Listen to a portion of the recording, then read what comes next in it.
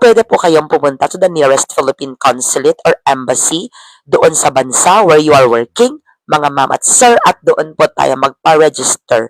Yearly po yung registration, like it's good for 1 year. And renewable po siya. So, kailangan po tayong member ng OWA, ayan, ng POEA, ng Polo OWA, para makapag-avail po nitong program na ito. Yes po. Then, number 5 question. Number 5 question.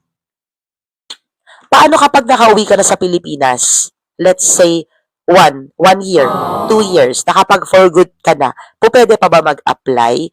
The answer is yes, but again, conditional. May certain period of years po. May period of time. Ibig sabihin, para din yan pagkain nag-e-expire. So, ganito po yan. Within 3 years lang po. Take note mga ma'am at sir, within a span of 3 years. Dapat po makapag-apply tayo. Just like me, I came back home for good in the year 2018. Nag-apply po ako 2020. Tapos nakakuha po ako ng item 2021. Eksakto pong 3rd year niya nung pag-uwi ko. Kasi, eto na, story time na tayo. Isisingit ko na siya.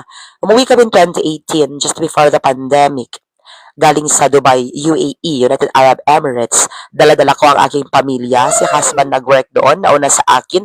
Then, sumunod ako. Direct hire po ako. Dumaan po ako sa POEA at hindi po ako tourist visa holder. So,